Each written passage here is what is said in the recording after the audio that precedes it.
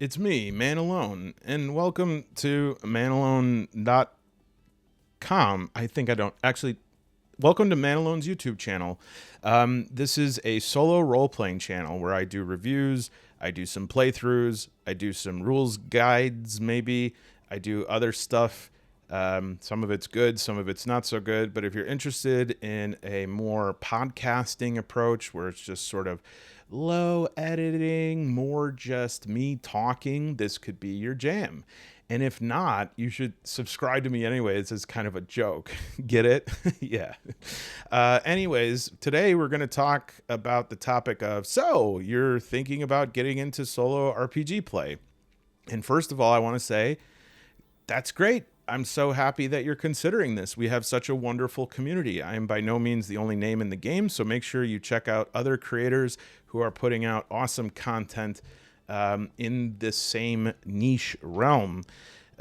This is going to be a little bit of some guidance for people that are new to the scene, but it's also going to be me just reviewing things you may already have purchased.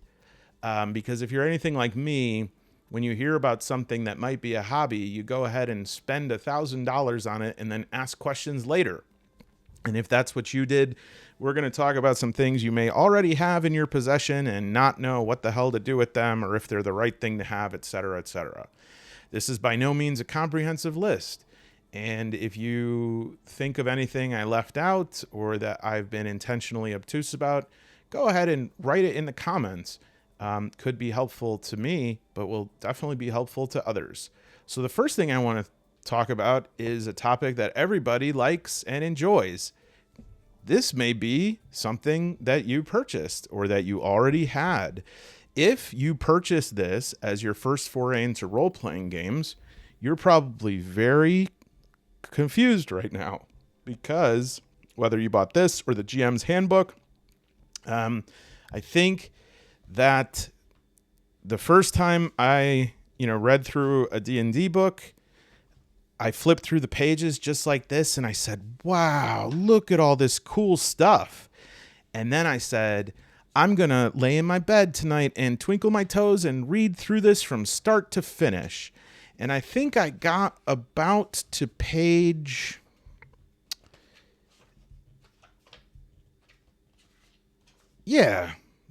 15 when I was like, what the hell is all of this stuff talking about?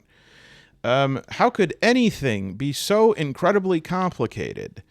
And then I kept reading, but then I started thinking about other things. And by page 21, I think was the point where I was like, when's the last time I had a Little Caesars pizza?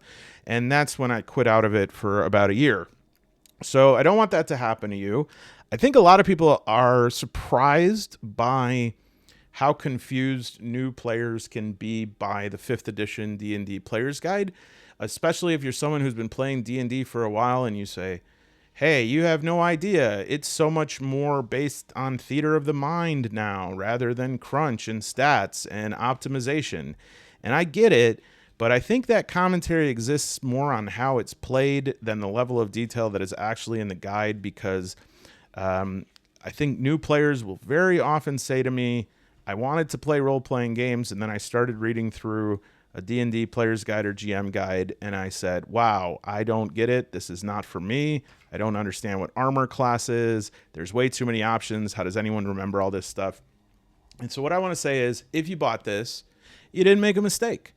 This is something that is a very valuable commodity to have that I suspect even people who do not have an extremely favorable view of the current manifestation of D&D or the company that owns it or any piece of playing it or watching it or whatever, I suspect they probably have this book or, like I said, the GM Guide or some other book. And it's because, like it or hate it, this is the most popular game in town. Okay, most people, when they think about playing role-playing games, they're not going to say, oh, I really want to get into RPGs. Maybe I can go out and find a copy of,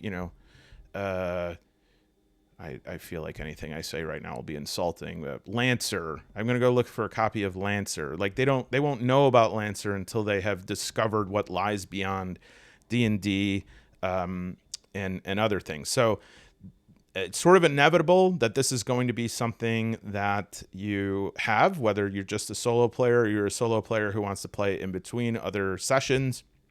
And I think that this is a very good resource to have. A lot of what people don't talk about and what is very important for solo play is there are lots of tables and resources and ideas in here that'll be very useful. Maybe not being able to play directly from this book, but being able to generate ideas from it, to have an idea of what an RPG world looks like. And again, let's be honest, that's so much, no matter how much people will say, oh, this is a new system that's totally different from D&D. You can trace roots back to this in some way or in many ways. Okay. So don't return this yet. Don't throw away the hobby just because you got this. It's very normal. It happens to everyone. Hang on to it. And what you're going to find is as you proceed in this hobby and you come back to this, things that didn't make a lot of sense to you, you're going to have a harder time finding it right now. It's kind of funny. As I'm looking through this, I'm trying to find examples of stuff that was like really confusing to me. And I can't remember because as with any hobby or interest or anything, as you proceed in it, you just start to understand it more and more. And you become more versed in like how to read it. So yes, that's the first thing you may have gotten. There is then a bevy of other resources that you might have pulled off the shelf simply because they are widely available. If you are not somebody who lives in a major city or lucky enough to live by a friendly local game store, you probably are going to go to some place like Barnes & Noble and check out what they have on the shelf. And I can tell you they have some resources on the shelf that some people watching this may already have. And one of them is the Ultimate Micro RPG book, which is 40 fast, easy, and fun tabletop games from James D'Amato. And I think that this is a book in 2020. All of these RPGs are what would be called micro RPGs. A lot of them are intended to be played with a game master, but can also be changed over to be played solo. But I think this is really a very good resource. And maybe you're not going to play any of these games. In fact, I would hazard to say that a lot of these games in these books are not played. However, these books in one page, each of them one page, and each of them have perforations and so can be pulled out, provide an amazing overview of the types of games, both in content and mechanics, that are available. And if you look through this book, you might notice the things that look interesting to you. And I can tell you for every single one of these, there are fully written RPGs, fully fleshed out RPGs that have the same sort of content and the same sort of processes that each of these do. Wow, you're into tarot cards? There can't be an RPG on tarot cards, is there? Yes. Wow, you're into splintering your brain? Are there RPGs on that? You betcha. Is there an RPG on pigs at weddings? Maybe not exactly, but I guarantee you that there's games that are of the same vibe as this. And so again, if you purchase this, I think that that's a pretty cool purchase, and it is widely available. And it's time that we just start admitting how many households have a copy of the Ultimate Micro RPG book in it, because we shouldn't be ashamed of it. And also, if you want to teach somebody how to play RPGs and you already know how to do it, this is a really good guide to look at very short playing sessions. A lot of these are 1 to 2 hours that a person can show somebody. You know, it's one thing to say, let me teach you how to play D&D. That's a pretty big undertaking. But if somebody's like, I don't even understand what an RPG is, this can be a great tool to show them what an RPG is. Also, I'm forever looking for things that I can like take on the road with me that I could play more casually if it comes up. And the first time I go on a trip, I'll load like all of my hardcover RPGs into my luggage, and it'll be like, oh, good, I'm only 6,000 pounds over. Stuff like this is really good to go on vacation. And if you're a solo player, I think it's going to provide a good landscape of what's out there. Now, the second one that a lot of you are going to at least see on the shelf, I call this like the end of the tier 1 purchases, the Barnes & Noble purchases. These also are on Amazon and Barnes & Nobles. We have the Game Master's Book of Astonishing Random Tables. There's one for non-player characters. There's one for random encounters. And I think there's one on dragons. And they just released one that is much smaller than this, but has the same design. And it's called the Game Master's Book of Proactive Role-Playing. I skimmed through it. I should take a better look at it, but that's less of a reference book, whereas these are more, reference books. Let me pause. I'll tell you why I'm going to pause in a second. The reason I pause is because I drank a can of ginger ale before I started this, and I had to burp. Did I need to tell you that? No, but that's the sort of transparency and honesty you can expect on this channel. Okay, so these are, again, widely available resources. I have some mixed opinions about these. Again, I think if you're very early in your RPG or solo RPG journey, these can feel a little bit mysterious. And again, if you're watching this and you've been doing this for years, this might be you might say, no, this couldn't be more simplified. I think you need to remember what you felt like when you first started playing, and especially if you're an adult that just started playing, I think that it is even more confusing. When you're a kid, you can really sponge up a lot of complicated stuff because you literally are not thinking about anything else. So you can sit, I think about like when we got Mega Man 2 for Nintendo and that came with those awesome little player's guides. I think I read through that 95 times. And how did I have time to do that? Because what else did I have to do? It was summer break or whatever. And so some of these, you have these random encounters. This one's random encounters. I find this one is helpful for writing. And also, I think as you read through this, it will also give you an idea of the types of, again, the very types of scenarios that you can see while you're solo playing. And a lot of these are very standard encounters that you might have, and it shows you how you can move through these encounters, not necessarily from a solo perspective, though. And what you'll start noticing as you look through these is that the information that's missing or randomized, that's where you come in. That's where the role player comes in. As a solo player, you're playing both GM and player, and so this is going to provide lots of examples of different encounters. I think if you're doing a homebrewed campaign, this book has you in mind. I'm curious to hear other people's opinions, but here's mine. I don't think anyone who is an experienced enough game master to understand this and use this is going to use it. They're going to use resources that are made on their own or are more closely linked to the system that they're using. And I think people who are less experienced game masters will not be able to use these. That's random encounters. In terms of non-player characters, this one has more of what I was looking for when I picked this up. So the reason I picked these up is because I wanted to be able to randomize, just like, especially when I was writing, but also when I was playing. I just wanted a lot of tables that were able to quickly give me ideas for characters. And this is really what the value is here, this random NPC generator. It has a lot of the things that are in short supply in other RPGs, such as a name generator, brief description, what they want and need, secrets. This is very good for solo play. Unfortunately, this is a relatively small amount of this book. And Otherwise, these other characters for a GM, they're going to be very helpful. For a solo player, they're going to be a bit over-determined, right? So I'll give you an example. If I wanted to say, oh, I need somebody who could be the mayor of this town. Oh, cool. Baron Delacroix Carp, the Blowfish, with Darius the Boarhound.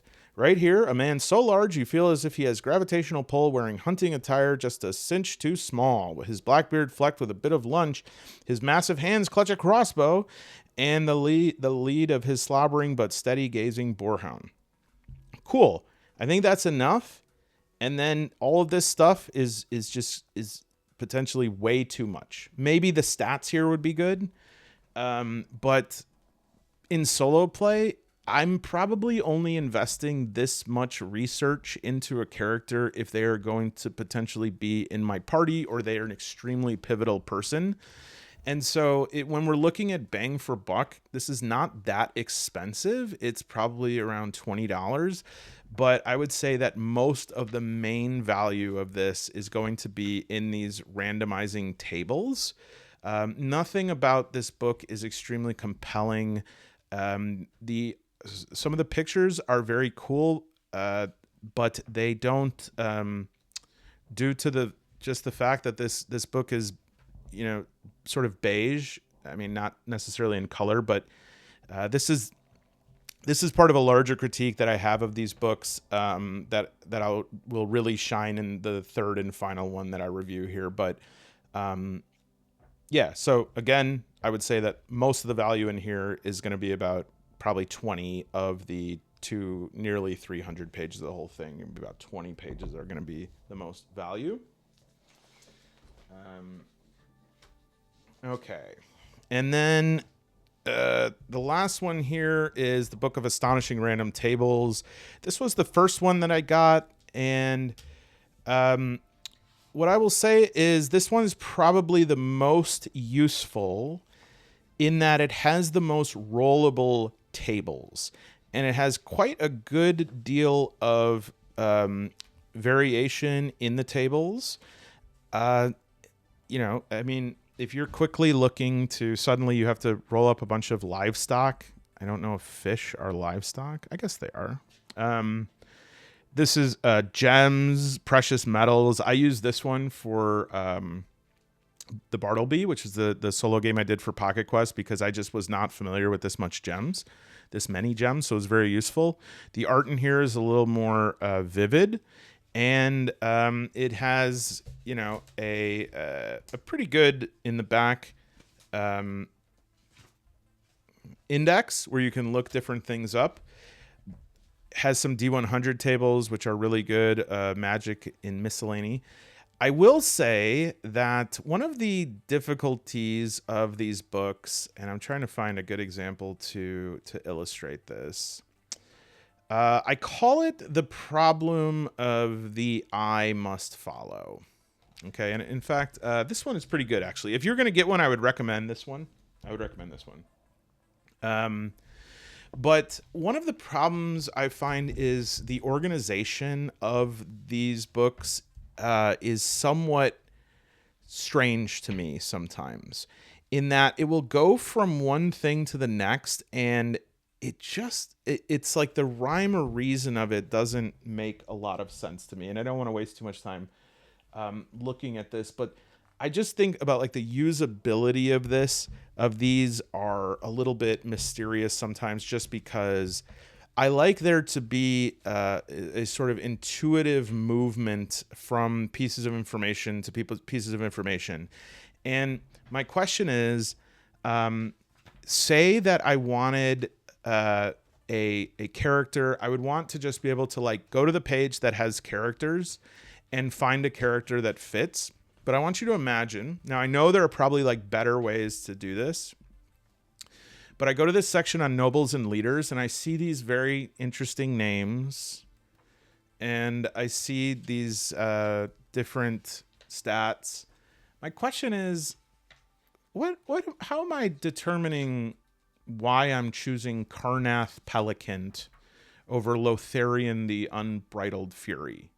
Like, what how am I making that decision? It seems quite arbitrary to me, right?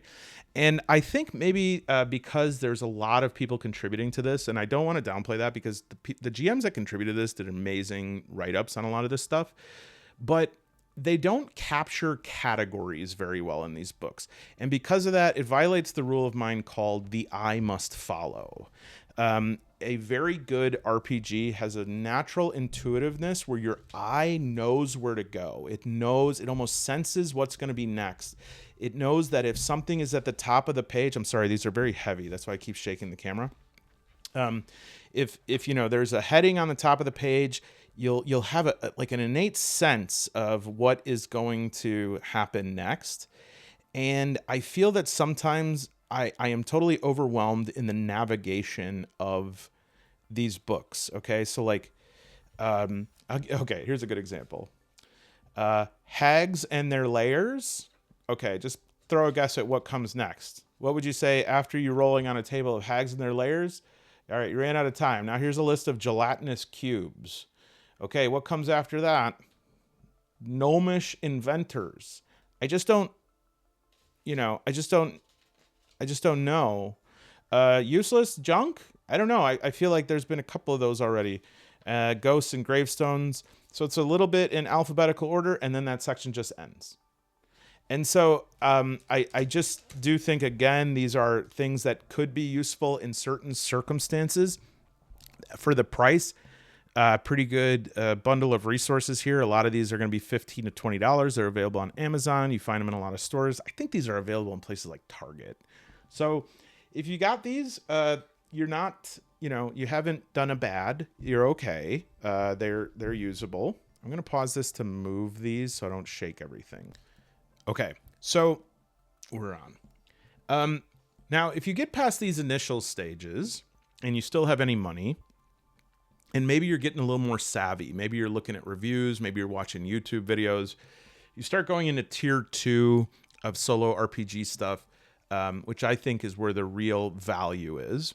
And this is where we will start to move beyond just like paging or thumbing through things and actually starting to conceptualize how we want to play and how you do actually play solo RPGs. So, a good first place, and I think the value of this book has not been talked about as much as the Solo Game Master's Guide from Geek Gamers. This is published by Modifius, and Geek Gamers is a solo YouTuber, probably, I would say, like one of the top 3, probably me, myself, and Die, Geek Gamers, and Dungeon Dive, probably another one, although Dungeon Dive does a lot of card and board games more so than these, but still does some solo RPGs. And the thing that people don't know about Geek Gamers, and I've said this a couple times, is that Geek Gamers used to teach, has like a PhD in, I think, Victorian literature and teaches on that level. And so there's a lot of advice in this book that if you're somebody who is able to work on this level of, thinking of solo role-playing as a sort of conceptual philosophical exercise, this is a great book to use in chapters like Think Like a Solo GM. And the next chapter, Easy Ways to Be Your Own GM. This is the kind of stuff that, like, as you're laying in bed at night thinking about this, you're going to get more value from reading something like this, like a bathroom read maybe, than just kind of like thumbing through a solo game book over and over again, because this is going to start to help you to understand what it's like to actually do it. It's going to help you to understand what we're doing here when we solo role play, because as a very wise comment pointed out once, it's like almost any what will not suffice unless we know the why. Like, why are we doing this? And I do have a video on why I do it that I'm working on. Is pretty important to me, so I want to do a good job on it. The thing that a lot of people don't talk about in this book and needs to be talked about more is that this has some excellent tables in here. These are excellent elemental tables that include the sort of things that solo players like me, who are very focused on fleshing out the story, we love these tables because they're straight to the point. Another sort of common first level purchase that I've shown in a recent video, so I didn't want to belabor it again. This one, you'll see random tables in cities and towns. There's another one that's a little more popular about dungeons. I love this one more than all those hardcover books because it's just so damn simple. You know, those other books had a town government. I'm not kidding. One of them had a breakdown of like where the budget goes in that town. I don't know if I want to get into that. I just want to know, is this, you know, an oligarchy, a tyranny, a republic? And this Random Tables for City and Towns by Dr. Tim Woods it's just way more useful for the solo player because I want to be doing more playing and less reading. And so this one's really good, and it really does do more than just building out towns. There's lots of stuff that you can use in lots of different scenarios. Some of these are so funny. But it has bystanders, priests, preachers, performers, entertainers, tavern patrons, mysterious strangers, criminals. Do you see how much like easier it feels to look through this? It almost looks like I had a cookbook when I was a kid, and it's just like I'm way less calm when I'm reading this than I'm looking at that other thing because I'm like, oh God, look at all this information. Where do I start? How do I prioritize what I'm looking for? How do I find what I'm looking for? For at least my style of play, this is what I want more because I don't want the resource to flesh it out for me. I want to flesh it out. That's why I solo role play. That's why it's different than reading. Okay. Now I should add again that neither this nor the DM's guide or GM's guide are explicitly for solo role playing. So I'm not like holding them responsible for that. Again, I think they're good resources at a good price.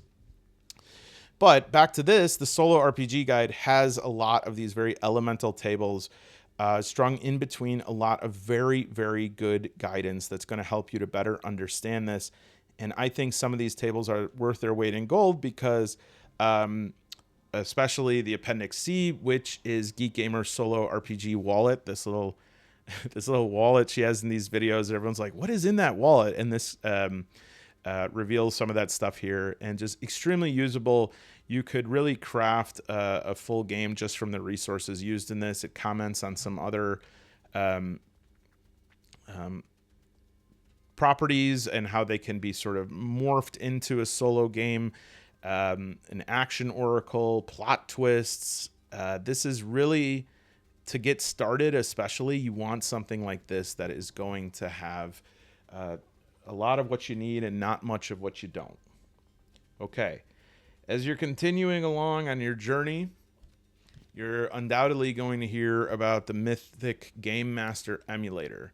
Now, what I have here is not the full Mythic emulator. That one's about $55. This one is just an introduction and sort of a quick start guide, and introduces the fate chart, which uses something called chaos. I said it as if they invented the word chaos. But this is something that looks very intimidating, I think, at first. And then once you understand what it does, it starts to be a lot easier to at least understand the idea of it. I will say that I'm a person that when I read a lot of sequential numbers, no matter how simple it is, I begin to get confused. I have a really weird relationship with numbers. I am very good at theoretical math. I'm very theoretically good at math, but not actually. I'm good at understanding like mathematical concepts. I love doing geometry. But when it comes down to like raw tabulation in my mind, I get very confused. And I think that's why this chart intimidated me.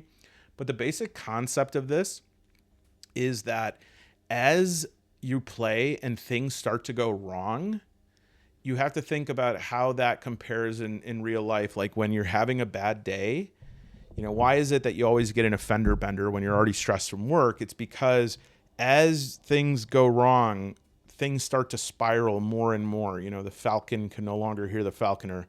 And so this emulates that shift. Tana Pigeon emulates this sort of like, descent into madness, or also when things are going well and you're performing at the top of your game.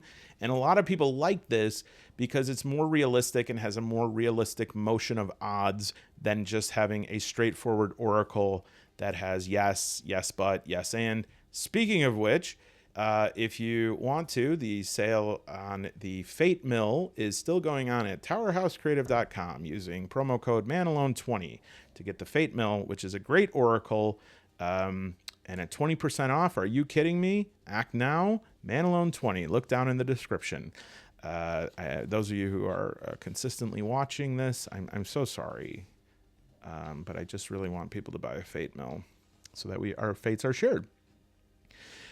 Some good action uses in this. This might be a good thing for you to purchase. I have looked through the full Mythic emulator before. I think this is a good thing here that's not too expensive to see if this is a direction that you want to go. I think it gives a very good overview of the system and what sort of tools are available and how it can make these tools a little bit more accessible to people.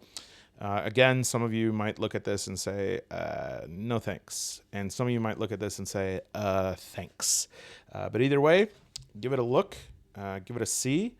And you are going to hear about this. You'll hear some people that just run everything through Mythic GME. And so you should probably know about it. Why not pick up a sample copy? And I guess I don't want to call this a sample copy. I don't really know what this one's called, to be honest.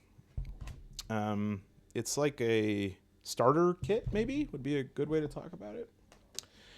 All right, so now moving into you are buying games, and I want to say that assuming that you're watching this around 2024, if you're watching this in 2029,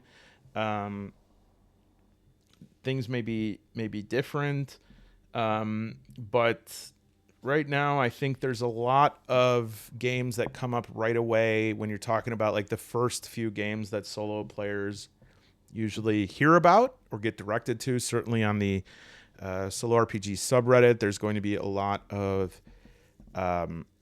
recommendations for Ironsworn and Starforged, and you will hear me talk about this very much on this channel. Right now, there is Ironsworn, which is sort of a low fantasy solo RPG, and then there's Starforged, which is the sci-fi version. And right now, I think they just raised about $200K for the new one, Sundered Isles, which is like a pirates, ships, high seas thing. I looked on the Kickstarter yesterday. You could still join the late pledge list, but either way, you've probably heard about this. And, this is one of the early ones that I use. You can see from all my little tabs here. It runs on a system called Powered by the Apocalypse, which involves the usage of different moves to interact with the environment. And based on the situation you're in, these moves are sort of an attempt to one size fits all these different things. This right here is why this is such a good game to have. This flow chart. It is going to direct you to the main loops of play. And there are so many good resources that come along with this. There's a spiralized resource guide for this that you could use while you're playing as a quick reference so that you don't have to page through this, I think around 400 page book. And there's also asset cards. There's tons of resources online. There's tons of directions online. There is one channel that I can't remember the name of right now, but it might come to me. This dude basically plays Starforged. Like, that's his solo RPG channel. It has 3 words. It's called, I don't know why, but the common dot keeps coming. You know what? I got to look it up. I watched this person's channel so much. I got to give him credit. 1 second. So it wasn't the common dot. It was the bad spot.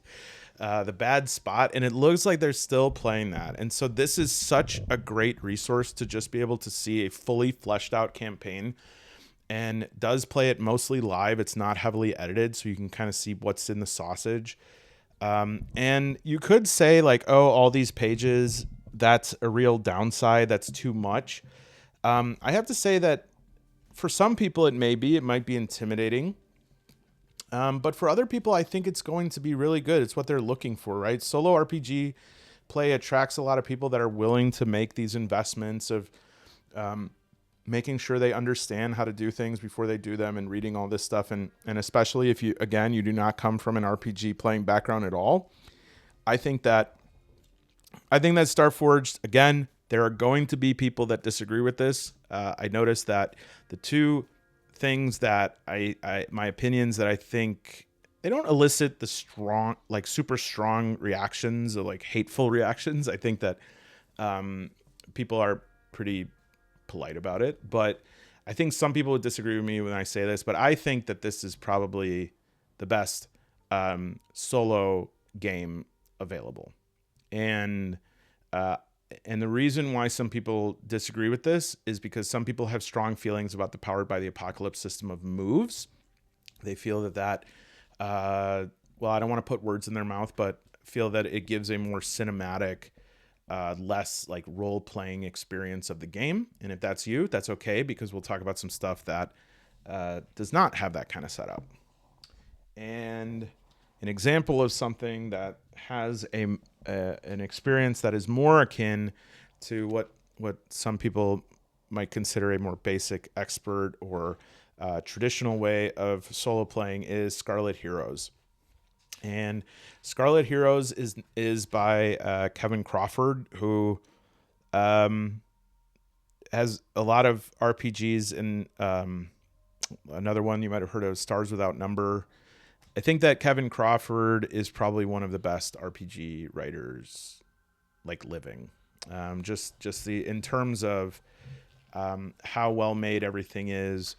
Now, this is not specifically a solo RPG. However, there is a whole section of Scarlet Heroes that is dedicated to solo gaming, starting on page 114.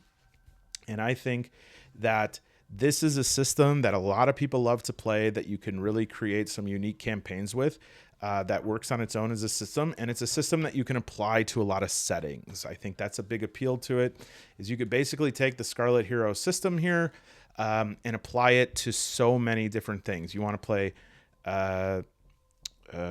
Star Trek, you can do that with this system. You want to play Walking Dead, you could do that. Or you can get the Free League or I think Modifius. Well, I have the Star Trek Solo Captain's Guide behind me, but it's buried about under 30 pounds of books. That's another good one.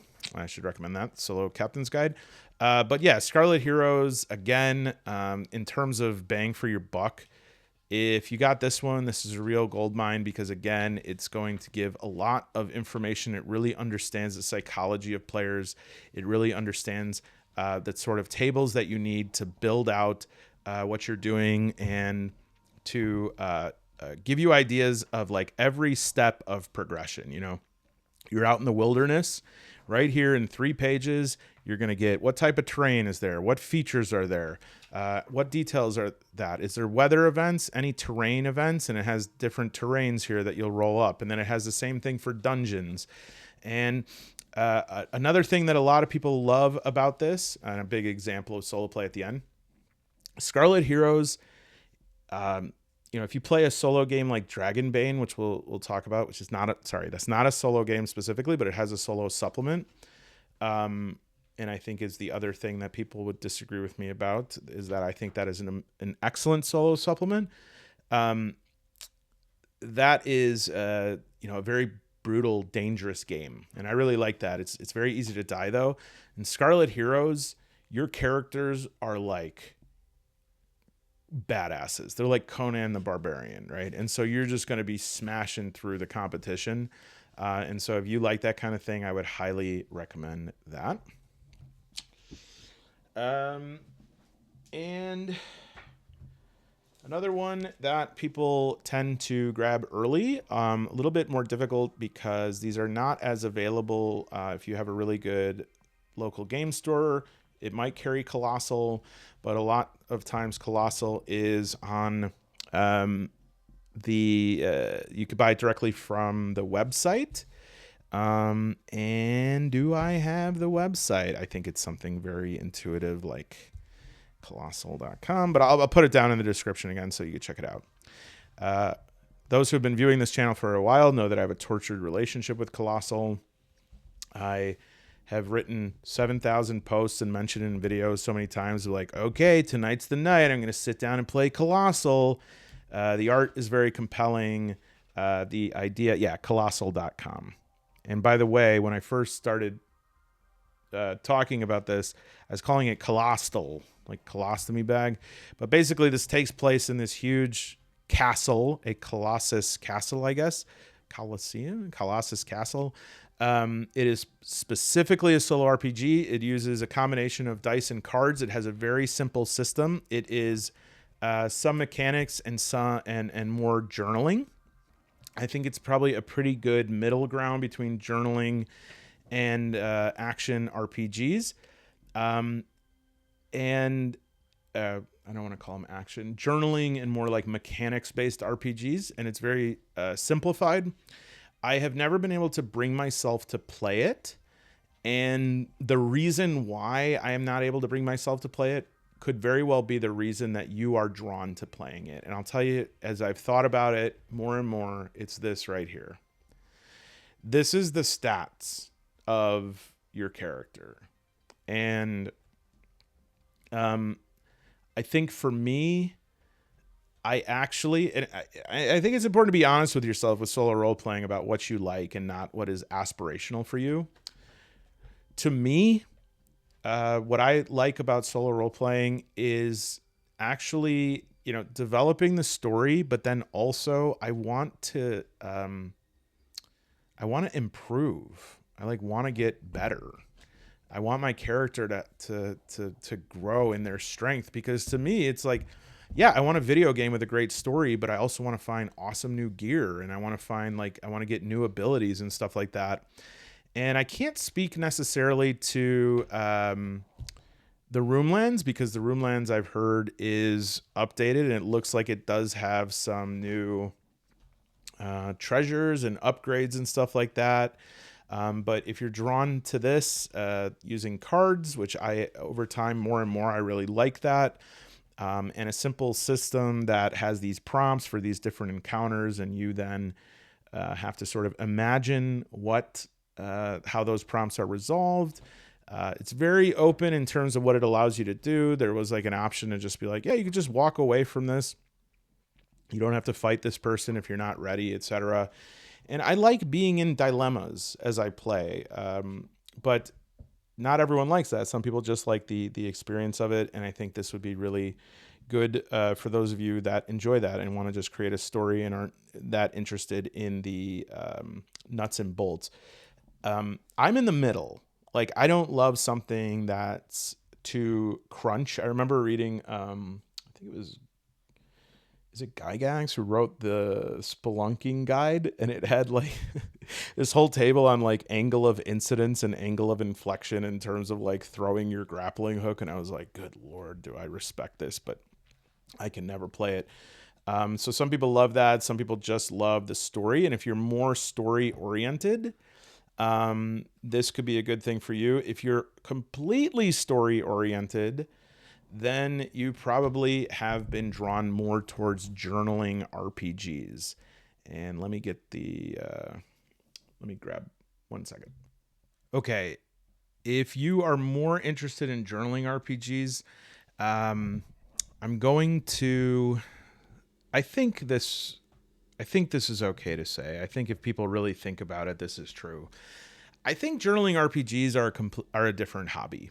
And I do think that there are some tabletop RPGs that are solo play that have a good mixture of journaling elements. I think everything should have some level of journaling or recording progress or characterization. Well, not maybe should. Like, I think that the Anna Blackwell games are very good and can be played out without necessarily getting too into that journaling aspect. But I really do think, for instance, if you play 1,000-Year-Old Vampire, this was actually the first solo RPG that was ever recommended to me. And this is an absolutely gorgeous document. I I cannot.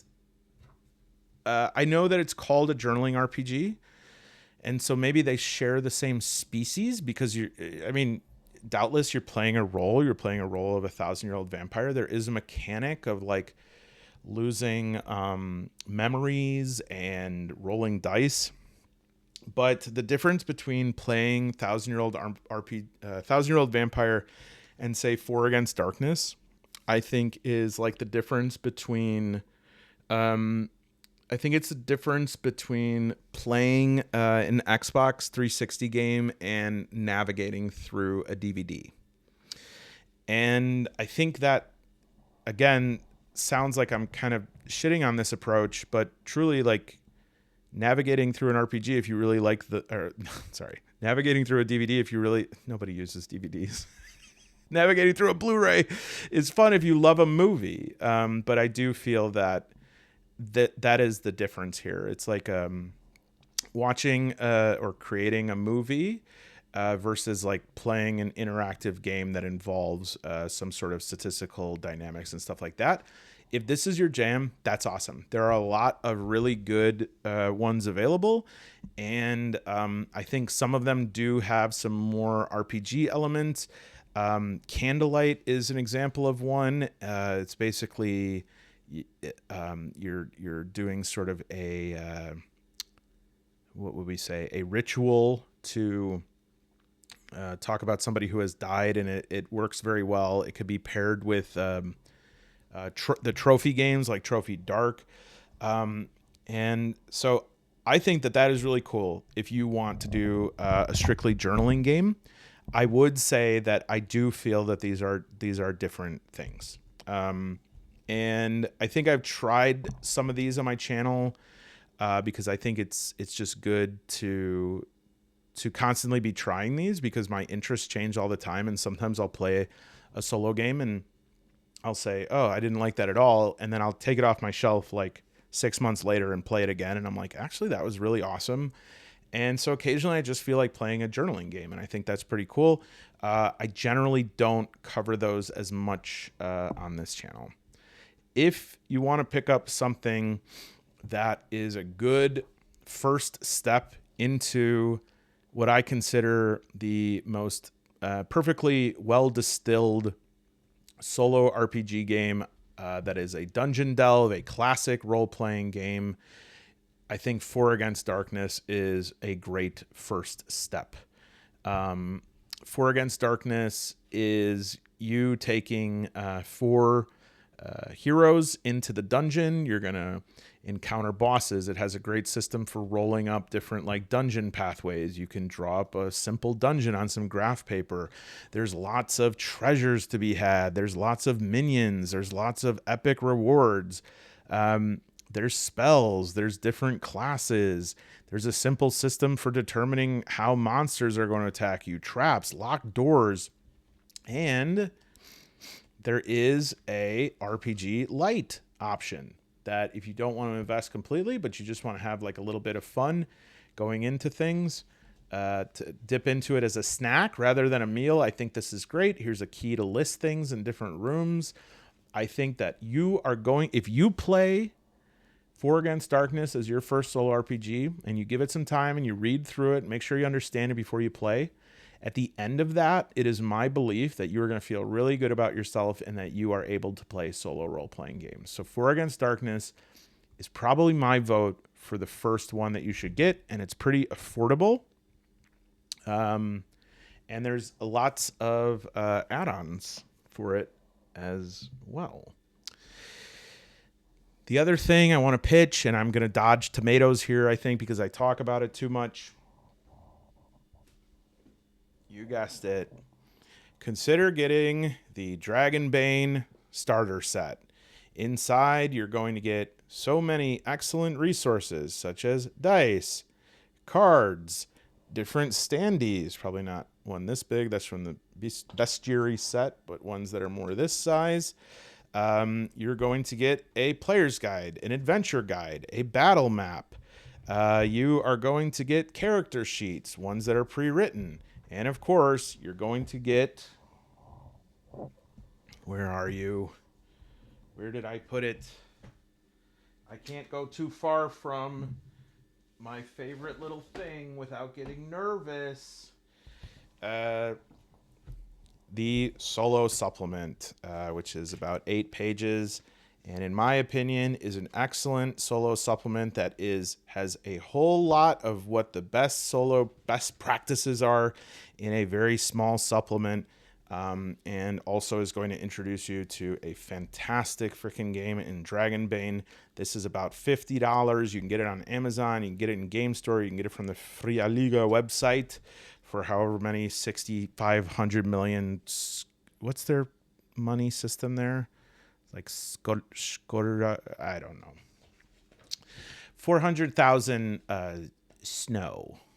And yeah, so I think this would be a fantastic pick. And I mentioned it earlier, and now that I've unearthed it a little bit, I'll show you another one that I really enjoyed using. I did this early on in my channel. I'd love to get back to this at some point. Is the Star Trek Adventures Captain's Log. Again, I think this is a very good middle ground between a journaling thing and more of a a mechanics-based thing. And if you're into Star Trek, rolling up, this has like really good ways of rolling up missions and characters and stuff like that. There's, I think, 4 different versions of this Captain's Log, specifically solo role-playing. And because I never stop being annoying, I am currently doing the Across 1,000 Dead Worlds by Alex T. Check out those videos. I'm attempting to put together a how-to-play video. If I have enough energy and don't drop from exhaustion after this, I might continue that. Finally, if you made it this far, why not a little further? Make sure you check out our solo RPG round robin campaign. We should have another video posted up real soon. I want to give another thanks to someone whose name I am never going to say correctly, but friend of the channel, Mate Schreiner. That was terrible. I'm so sorry. Let me try it again. I have to do better than that. I have to. It is, thank you very much to this individual, Mate Cziner, and I'll put that down in the links, for the art for my channel, and recently sent this all the way from across the ocean of the inking of this. So beautiful. Right there is our channel mascot, Hampshire, and who's at the beginning of every video. This is gorgeous. I'm so very thankful for this. I really am, because this is such a wonderful gift and a wonderful way to share your talent. And I don't know how you knew it, that I love this here, because my aspirational sport coat is the one that Brandon Flowers of the Killers wears during concerts. That it has these sort of like feathers. Looks like a Generalissimo with feathers on the shoulders. We are playing a solo RPG round robin. Yeah, I said that. And finally, I want to recommend something to you that if you are a solo player, one of the best things that you can do is just keep living your life and reading books and having experiences, because those are the things that you are going to plug into each and every game, whether you like it or not. That is the data pool that you are drawing from. So don't forget to keep having these new experiences, because for me, solo RPG play is a really great way to plumb things out of my subconscious, and sometimes, often actually, I am amazed by the level of insight into myself that is revealed through my play, as well as the catharsis I reach sometimes unknowingly, where I'm only able to untangle something when I'm playing it out through a game, which is a funny kind of little pathetic thing about humans, is we have a hard time looking inward, and we have to see things outside of us to really get it sometimes. It's like pathetic but sweet, endearing. And these very much help us do that. So again, if you are new to the scene, I've offered just some ideas here. Whatever you get can be a really good resource. Please make sure you try a lot of different approaches. You may surprise yourself in what you actually like. Don't limit yourself to one or the other. including my suggestions here. If you feel like they're all wrong and you have a better idea, I'm happy about that, because a better idea means a good idea for you, and it means you're going to keep playing. So thank you again. Hope that you continue your journey, and I probably won't be seeing you, but well, goodbye. That was a terrible ending to